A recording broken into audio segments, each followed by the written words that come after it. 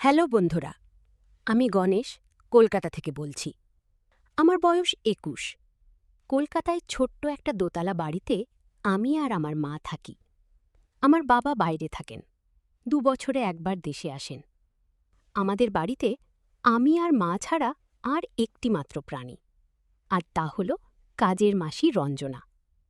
এবার আমি ৬ মাস আগে ঘটে যাওয়া একটি ঘটনা তোমাদের বলব, যেটা আমাকে আমার মার প্রতি যে ধারণা ছিল তা পরিবর্তনে বাধ্য করেছে।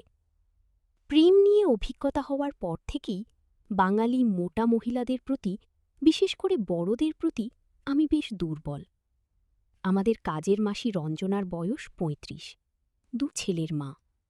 বুঝতেই পারছ, বেশ বড়, যেমনটি আমার পছন্দ। ওদিকে আমার মা সেতালি রানী এক ধাপ এগিয়ে, বয়স ৪৫, ৫ ফিট ৭ ইঞ্চি লম্বা, বিশাল, এক কথায় প্রায় একটা হস্তিনী। কিন্তু নিজের মা বলেই হয়তো অন্য দৃষ্টিতে দেখিনি। এবার আসা যাক মূল গল্পে। তখন গরমের সময়, আমার গরমের ছুটি চলছে। আমাদের বাড়ির পেছনে একটা স্নানঘর আছে, তার পাশেই একটা লেবু গাছের ঝোপ। একদিন মা আমাকে টেবিলে খাবার দিয়ে বলল আমি যেন খেয়ে নিই। মা পাশের বাড়ির অসুস্থ কাকিমাকে দেখতে যাচ্ছে। আমি ভাতের সাথে লেবু বেশ পছন্দ করি, তাই লেবু খুঁজছিলাম। ফ্রিজে না পেয়ে ভাবলাম গাছ থেকে নিয়ে আসি। আমি পিছনের লেবু গাছের কাছে যেতেই স্নানঘরে গুনগুন আওয়াজ পেলাম। বুঝলাম রঞ্জনা মাসি ছাড়া আর কেউ নাই, মানে মাসি এখন স্নান করবে। ওদিকে মাও নেই। আমি আর দেরি না করি পা টিপে টিপে স্নানঘরের টিনের কাছে গেলাম। একটা ফুটোতে চোখ রাখলাম। কল্পনাতীত এক দৃশ্য আমার চোখের সামনে ভেসে উঠল। আমি কুনকুন করে ঘামছি, আর আমার ছোট্ট বাবুর জাগরণ টের পাচ্ছি। আমার নিজ চোখে এই ঘটনা দেখার পরও আমার বিশ্বাস হচ্ছে না যে আমি এই দৃশ্য দেখছি। এবার মাসি বিড়বিড়িয়ে বলে উঠল, ভগবানের লীলা বোঝা দায়। আমরা গরিব বলে মানুষের বাড়ি বাড়ি কাজ করি, আর বাড়ির কর্তাদের সেবা দিয়ে কিছু উপরি উপরি পয়সা কামাই। কোথায় আমাদের মতো বড় বড় মাইনে দেবে? আমার কাছে সেবা নিতে এসে আমাকে বলে কিনা, জানিস রঞ্জনা, সেতালিকে দেখলে ইচ্ছে হয় দিই একবার। এভাবে কথা বলতে বলতে কাজ করছিল। বুঝলাম মাসি খুবই ক্ষুধার্ত, আর পাড়ার কোনো কাকুমাকে নিয়ে এসব বলাতে মাসি হিংসে মরছে। মাসি তখনও আপন মনে কাজ করতে লাগলো। অমনি আমি মার ডাক শুনতে পেলাম।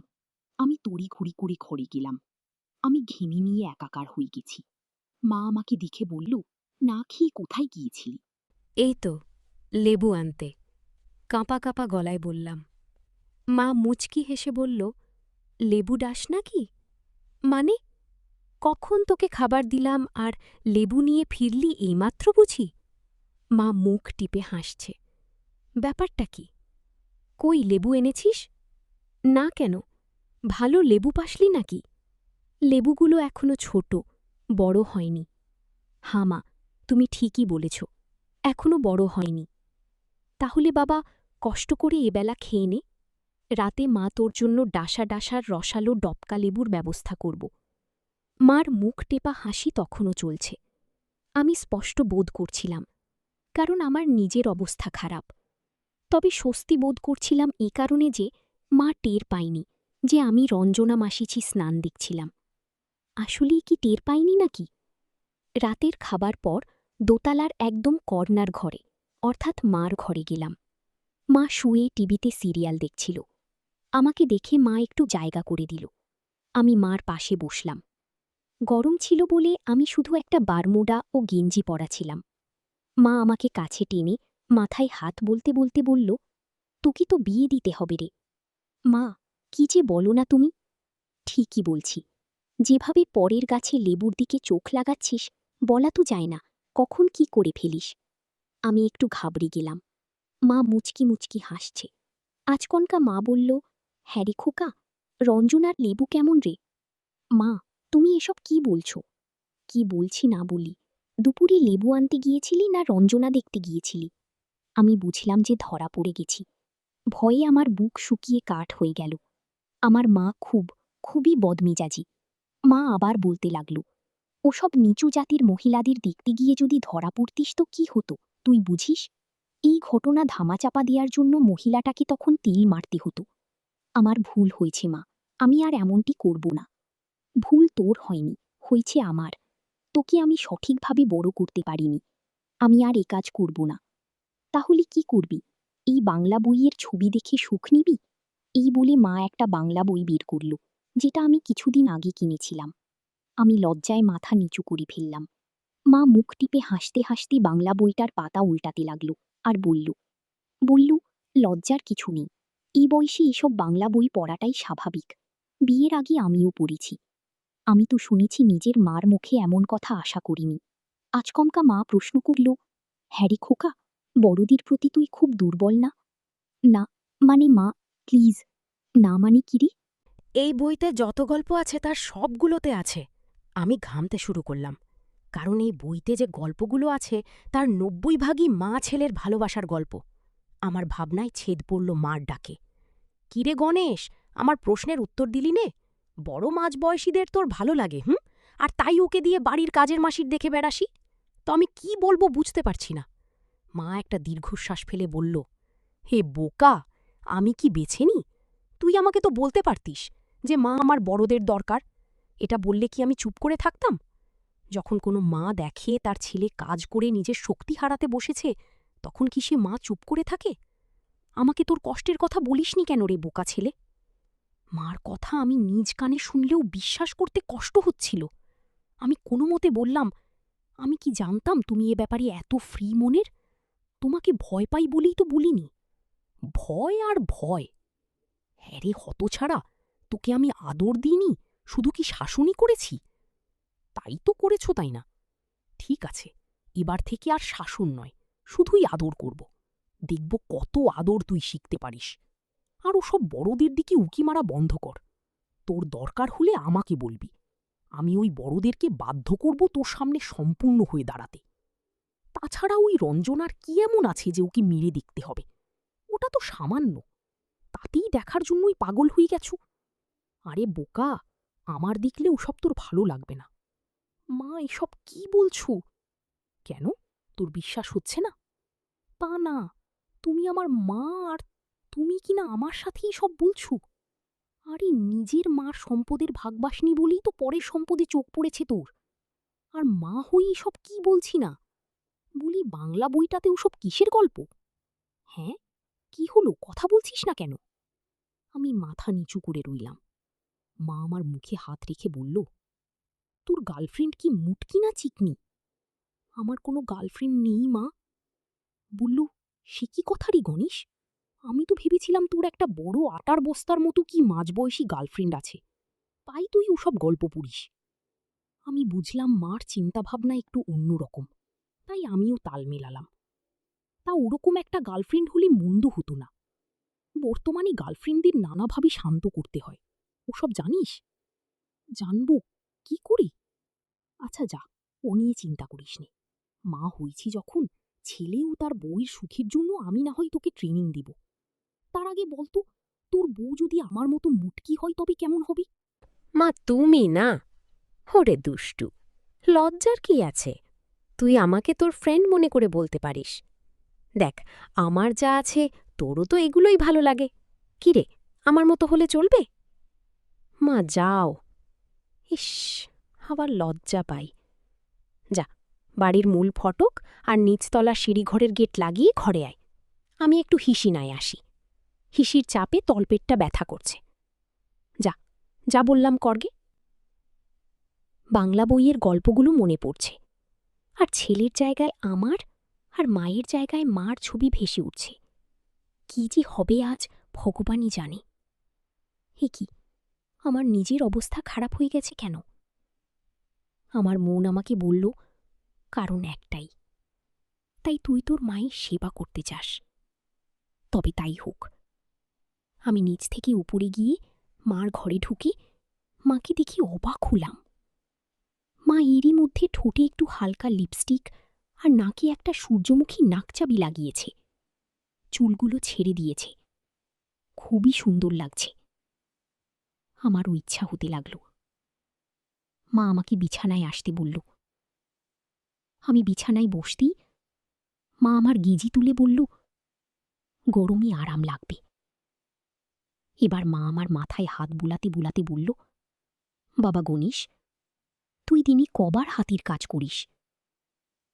মা থাক, আর লজ্জা পেতে হবে না।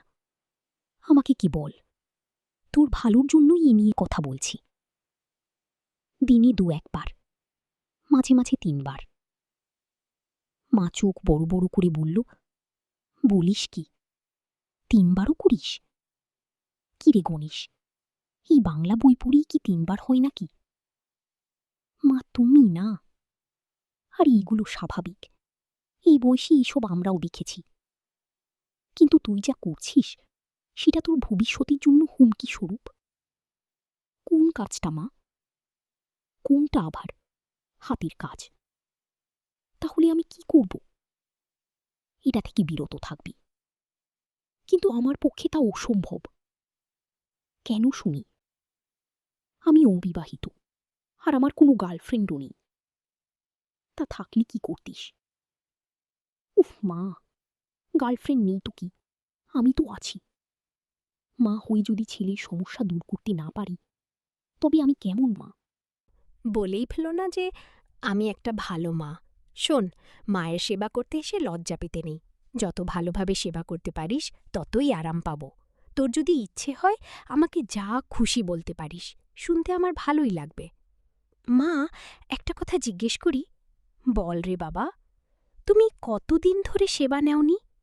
তা প্রায় 9 মাস। 9 মাস ধরে আমি অসুস্থ, তবে আগামী 2-3 দিনেই গত 9 মাসেরটা আদায় করে নেব। এরপর প্রায় 30 মিনিট মায়ের সেবা করলাম। হঠাৎ মার বিছানার পাশে ফোন বেজে উঠল। মা বিরক্ত হয়ে ফোনটা ধরল। পরে জানালো যে আমার এক বন্ধু ফোন করেছে। ও নাকি আমার মোবাইলে ট্রাই করছিল। আমাকে না পেয়ে মাকে জানালো যে কাল সকালে একটা ক্লাস টেস্ট হবে। আমি আজ কলেজে যাইনি বলে জানতাম না। মা এবার তাড়া দিল, নে বাবা, তাড়াতাড়ি কর, কাল তোর পরীক্ষা, তাড়াতাড়ি ঘুমিয়ে পড়। মা আমার মাথায় হাত বুলাতে বুলাতে বলল, প্রথমবার হিসেবে বেশ ভালো সেবা করেছিস, খুব আরাম পেয়েছি। ইচ্ছে হচ্ছে আবার সেবা নিই। চলো তাহলে আবার করি।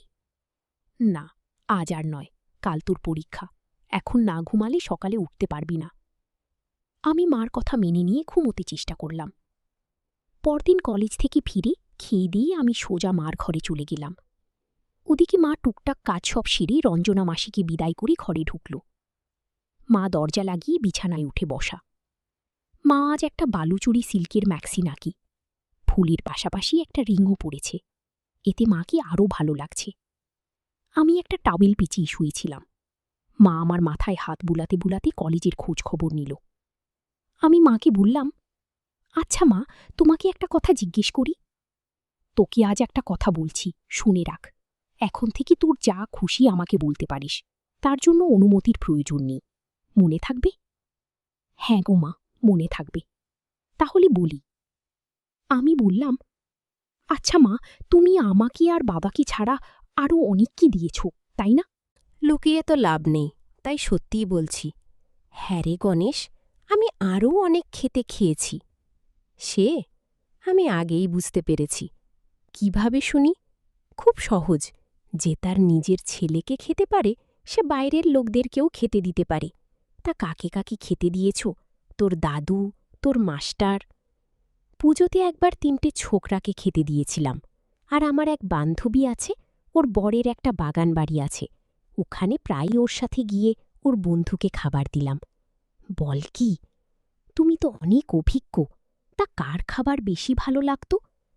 তা তোর দাদুর কথা আলাদা করে বলতেই হয়। বাবা খেতেও পারতেন বটে, তবে একটা জিনিস কি জানিস, কাল তোর দেওয়া দেখে মনে হলো তোর দাদুই বুঝিয়ে আমাকে দিচ্ছে। তাই নাকি? হ্যাঁ রে বাবা, তাই। এমনকি এখন যে তুই আমার সেবা করে গল্প করছিস, তোর দাদুও তাই করত। দিনে রাতে মায়ের সেবা করতে লাগলাম। এভাবে আমাদের মা ছেলের সংসার চলতে থাকল। এর কিছুদিন পর মা আমার কলেজের গরমের ছুটি পড়াতে মা বলল, গণেশ, তোর তো কলেজ বন্ধ, তাই তোকে বেড়াতে নিয়ে যাব। কোথায় তা বলবো না, তোর জন্য সারপ্রাইজ আছে, আমরা কালই যাব। পরদিন সকালে আমরা রেডি হয়ে বসে রইলাম। মা কার সাথে যেন ফোনে কথা বলছে। আমরা যেখানে যাচ্ছি সেখানে কয়েকদিন থাকব, তাই বাড়তি কিছু কাপড় নিয়েছি। তখন প্রায় 9:30। এমন সময়ে দেখি বাংলোর সাথে ছোট একটা রুমে কাজের মহিলা রাধা। জানালা খোলা দেখে মনে হচ্ছে কাপড় পাল্টা। আমি পা টিপি টিপি সামনে এগোলাম। কাছে যেতে যেতেই রাধা সম্পূর্ণ হয়ে পড়েছে, একটা সাদা ছোট পরে দাঁড়িয়ে। ট্রাঙ্ক থেকে একটা নীল কাপড় পরতে পরতে নিজে নিজে বলছে, দিদি আজ আবার কোন মহিলা নিয়ে এসেছে কি জানি। সেদিন এক মহিলা আনলো আর ওর খেয়ে অবস্থা একেবারে নাজেহাল। আজ কি যে হবে। আজকের মহিলাটা যা দেখতে ও তো গিলে ফেলবে, সাথে আবার একটা ইয়াং মর্ত এনেছে। ইস, আজ রাতটাই অন্যরকম। আমি শুনি তো, তাহলে একই মা সেই বান্ধবী যার বন্ধুকে দিয়ে সেবা নিত। আমি এবার মাসিদের ঘরের দিকে যাব। ঠিক সেই সময় রাধা হাতে কি নিয়ে মাসিদের ঘরে ঢুকল। এমন সময় আমার মাথায় এলো জানালায় উঁকি দিবার ব্যাপারটা। আমি ওপাশ দিয়ে মাসির জানালার পাশে গেলাম। জানালা খোলাই ছিল। দুপর্দার ফাঁক দিয়ে ভিতরে উঁকি মারলাম। বাহ, পুরো ভাঁড়টাই দেখা যাচ্ছে। দেখলাম রাধা একটা বাটিতে কিছু আচার রেখে চলে গেল। মা মাসিকে বলল, এটা কিসের আচার রে? এটা বেদের আচার, মানে এটাতে একটা জিনিস মেশানো আছে যেটা খেলে অনেকক্ষণ ধরে রাখা যায়। তাই বল। আচ্ছা, সুনীলের খবর কী রে?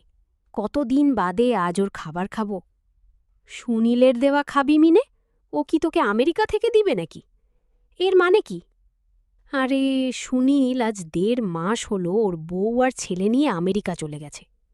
কি বলছিস? শেষ? তাহলে তুই আমাকে এখানে নিয়ে এলি কেন? কার সেবা করব? সেটাই তো সারপ্রাইজ। আচ্ছা, সুনীলের বউ তো বাঁজা, তাহলে ওর ওর ছেলে হলো কি করে? সেটা আরও বড় সারপ্রাইজ। ঠ্যাং করিস না তো, আমাকে খুলে বল তো। শোন, তোর জন্য 2টো সারপ্রাইজ আছে। কি সেটা বলো না। বলছি বাবা, বলছি। তার আগে একটু ছেড়ে কিছু জল খালাস করে আসি। হ্যাঁ রে, আমারও হিসি পেয়েছে। চল, দুজনে একসাথে হিসি দিয়ে আসি, তারপর তোর সারপ্রাইজ শোনা যাবে। মা মাছি হিসি দিতে গেল আর আমি দাঁড়িয়ে অপেক্ষা করতে লাগলাম। দুটকি ফিরে এসে আবার বিছানায় শোয়া হলো। মা টিভি ছেড়ে সাউন্ড অফ করে দিল, আর মাছি শুরু করল সারা জাগানো কথাবার্তা। মা বলল, হ্যাঁ রে, এবার বল, প্রথম সারপ্রাইজটা কি? আমার এগুলো দেখেছিস? কতবার দেখলাম, কেন, কি হয়েছে? না মানে, আজ দেখেছিস? তুই যখন স্নান করে বেরোলি তখন দেখেছি। কিছু টের পেয়েছিস? কি টের পাব? আরে তুই কতবার যখন এসেছিলি ওগুলোর ছিল 34, আর এখন ওগুলো 36। এতে অবাক হওয়ার কি আছে? আমার যে 40। কিন্তু তোরগুলো শুকনো আর আমারগুলো সাদা জলে টিটম্বুর। মানে? হ্যাঁ রে, তাই আমার সাদা জল টেকেছে আজ 2 মাস হল। বলিস কি? কিন্তু কিভাবে? তাহলে শোন, গত বছর পুজোর সময় সুনীল আবার বউকে নিয়ে আমার বাড়ি এসেছিল। ওর বউ আরও আমাকে খুব করে বলল যাতে আমি সুনীলের দ্বারা পোয়াতি হয়ে ওকে একটা সন্তান উপহার দিই। যদি তাই করি তাহলে ও আমাকে একটা বাংলো দেবে। আমিও রাজি হলাম। পেটটা বাঁধলাম। যখন আমার 5 মাস তখন আমি সবাইকে নেপাল যাবার কথা বলে এই বাংলোতে গাড়োটা দিলাম। এখানেই বাচ্চা পয়দা করে গাবিন বনে গেলাম, আর সুনীল সেই ছেলেটাকে নিয়ে আমেরিকা চলে যায়। যাবার আগে আমাকে এই বাংলোর অর্ধেকটা লিখে দিয়ে যায়। এইসব তুই কি বলছিস? আমি পর্যন্ত জানলাম না। জানবি কি করে? আমার যখন 4 মাস চলছিল তখন তোর সাথে আমার শেষ দেখা হয়। এরপর আমার সাথে তোর আজই প্রথম দেখা হলো। আমি ভেবে রেখেছি এই সাদা জল খাইয়ে তোকে সারপ্রাইজ দেব, তাই তোকে আজ ডাকলাম। তাই বল। আচ্ছা, এই বাংলোর বাকি অর্ধেকটা কার নামে রে? শোন, সুনীল আমাকে বলেছি যে ওকে আরেকটা সন্তান উপহার দেবে, তাকেই এই বাংলোর বাকিটা লিখে দেবে। আমি বলি কি, সেতালি তুই পোয়াতি হয়ে বাংলোর বাকিটুকু নিয়ে নে, তাহলে 2 বান্ধবী বাকি জীবন মাস্তি করেই পার করে দেব। দাঁড়া দেখি। এবার বল দ্বিতীয় সারপ্রাইজটা। সুনীল নেই বলে তুই আফসোস করছিলি না? তবে শোন, আমার কাজের জিতাকে দেখেছিস? ও আমার এখানে যখন আমি পোয়াতি তখন থেকেই আছে। একবার ওকে কিছু লোক একটা জঙ্গলে নিয়ে দিয়েছিল। পরে এক বিহারি ট্রাক ড্রাইভার ওকে জঙ্গলে খুঁজে পায়। ওকে দেখি বিহারি ওকে বিয়ে করে, তারপর আমার এখানে আসি। একদিন আমি বিহারিটাকে হিসি করতে দেখি থমকে যাই, তাল গাছের মতো হোঁতকা অবস্থায়, প্রায় ৮ ইঞ্চি। আমার খুব ইচ্ছে হয়, তারপর আমি ওকে বসিয়ে এনে দিই। শীতালি, তুই বিশ্বাস করবি না, এমন সেবা জীবনে পাইনি। এরপর থেকে আমি রাধা আর ওর বর মানে বিশু নিয়মিত সেবা করি। আজ তোকেও সেই স্বাদ নেব। ইস, বিহারির কথা শুনিয়ে আমি যে থাকতে পারছি না। এবার তোর সারপ্রাইজটা কি শুনি। দাঁড়া বলছি। গণেশ, এই গণেশ বলে মা আমাকে ডাকতে লাগল। আমি দৌড়ে জানালার পাশ থেকে সরে মাসির ঘরে হাজির হলাম। মা আমাকে দেখে হেসে ঘরে ঢুকতে বলল। আমি গিয়ে বিছানায় উঠে বসলাম। মা এবার বলল, সুজাতা, ওকে তুই জানিস? কেন জানব না, ও তোর ছেলে। ছেলে তো বটেই, ও হলো একটা মা ভক্ত ছেলে, আমার আদরের জোয়ান, আমার এগুলির রাজা। মানে মানে আর কি, আমার ছেলে। ওর সেবা আজ 10 দিন ধরে আমাকে সুস্থ করছে। মানে, বুঝেছিস শেতালি, তুই একটা সত্যি শেষমেশ ছেলের সেবা নিলি। গণেশন, তোরই মাসির পোকা পড়েছে। ডাক্তার বলেছে ইয়াং ছেলের দিয়ে সেবা যত্ন করে পোকগুলো মারতে। কিরে, পারবি তো? কি যে বলো না মা, তোমার মতো মানুষের পোকা যেখানে মারতে পেরেছি, সেখানে মাসিরটা তো কোনো ব্যাপারই না। মাসি বলল, তাই না কি রে বাবা? দেখা যাবে তুই এমন সেবা যত্ন করতে পারোস। আজ তোর মার সেবা করে একেবারে সুস্থ করে দিবে আমার স্বামী। মাসি, তুমি ভুল করছ। আমার মায়ের সেবা করে একেবারে সুস্থ করার মূরত কারণই। বড়জোর মা একটু আরাম পাবে, তাই না মা? হ্যাঁ, তাই। আর গণেশ, শুনলি তো, আজ আমাকে তোর মাসির সেবা করবে, তাতে তোর আপত্তি নেই তো? আপত্তি থাকবে না এক শর্তে। আবার কি শর্ত? শুনে তুমি আমাকে দিয়ে সেবা যত্ন নিয়ে পোয়াতি হয়ে সুনীল কাকুকে দ্বিতীয় সন্তান উপহার দিয়ে এই বাংলোর বাকিটুকু নিজের করে নেবে। বল, রাজি? মাসি, বলা বলির কি আছে? তোর মা রাজি, কিন্তু পেট ভুলে গেলে লোকে জেনে যাবে যে কিছু হবে না মা, বাবা দেশে আসতে আসতে আর 2 বছর বাকি। আর তোমার পেট যখন উঁচু হবে তখন তুমি বাংলোতে থাকবে, কেউ কিছু জানবে না। হ্যাঁ রে শেতালি, গণেশ ঠিকই বলেছে, তোরা যখন বলছিস তাই হবে। গণেশ, তার মানে আমাকে পরপুরুষ দিলে তোর কোনো আপত্তি নেই তো? আপত্তি থাকবে কেন, বরং আমার ভালোই লাগবে দেখতে। দরকার হলে আমি নিজে ওই বিহারীর সাথে সেবা করতে সাহায্য করব। একেই বলে মায়ের যোগ্য সন্তান। হ্যাঁ রে গণেশ, তুই আমাদের কথা লুকিয়ে লুকিয়ে শুনেছিস? হ্যাঁ, শুনেছি। তা মাছি তোমাকে খাওয়াতে খুব মনে চাইছে গণেশ। আমাকে একটু দিয়ে খাস, আমাকে না দিয়ে একা একা খাস না। বাবা বাবা, আজ আমরা মা ছেলে মিলে তোর মাসির ট্যাঙ্কি খালি করব। তা খানাকে বারণ করেছে। কিছুদিন পর আমিও তোর থেকে তোর ছেলেকে নিয়ে খুব। তা তো বটেই, সেই বাংলোতে আমার অনেক আনন্দ করে দিন পার করেছি আমরা। যদিও কলকাতায় থাকি, তবে প্রায়ই বাংলোয় গিয়ে সবাই মিলে আনন্দে মেতে উঠি। এখন আমরা বেশ সুখী। অবশ্য এমন সুযোগ পেলে কে না সুখী হয়।